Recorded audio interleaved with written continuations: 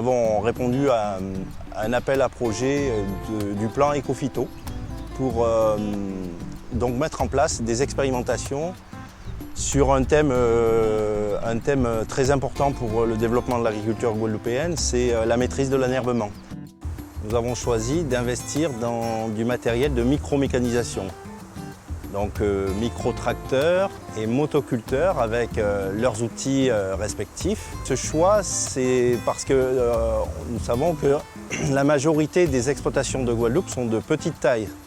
Et donc les outils de micro-mécanisation permettraient de répondre en partie au moins à la problématique de mécanisation de ces exploitations. Alors nous, plus précisément, nous travaillons sur la problématique de l'enherbement, la maîtrise de l'enherbement. Et donc les outils attelés à ces micro-tracteurs et motoculteurs sont plutôt des outils d'entretien du sol ou d'entretien des surfaces enherbées. Donc pour, par exemple, des gyrobroyeurs ou petits gyrobroyeurs, des tondeaux-broyeurs et les outils d'entretien de binage du sol comme le rotavator ou la herse rotative. On a des plantes de service dans la culture qui couvrent l'interrang de la culture, par exemple.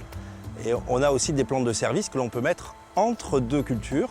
Une fois qu'on a récolté la première, avant de planter la seconde, on met en place une plante de couverture qui permet l'assainissement du sol, l'enrichissement en azote, différents services de ce type-là et également la maîtrise de l'enherbement sur la culture qui sera mise en place. On a un micro-tracteur d'une puissance de 20 chevaux qui est très étroit. On a choisi aussi avec cette caractéristique de voie de largeur hors tout, si vous voulez, pour passer dans les interrangs de culture comme la culture de canne par exemple. On a donc derrière ce micro-tracteur un gyrobroyeur, un tondeau-broyeur. Tout ça, ce sont des outils pour maîtriser la couverture enherbée, pour laisser en place l'herbe, mais la rabattre, la broyer. On a des outils de travail du sol qui permettent de faire un sarclage, donc qui travaillent superficiellement le sol. Et là, la mauvaise herbe est éliminée. Elle n'est pas laissée en place. En même temps, on a une façon d'aération du sol qui permet aux éléments, les engrais ou l'eau, de mieux pénétrer dans le sol, une aération du sol. Donc on a également un semoir au débit proportionnel à l'avancement avec un module électronique qui permet de mieux régler le débit pour avoir un nombre de plants au mètre carré optimal. On a également un pulvérisateur. On passe encore par le chimique, mais en diminuant les doses et les fréquences.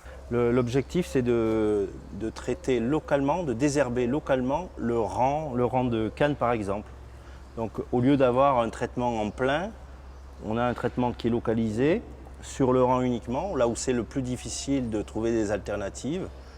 La seule alternative qu'on aurait trouvée sur le rang, ce serait le désherbage manuel. Donc là, avec un désherbage chimique localisé sur le rang, on peut avoir un IFT divisé par 2.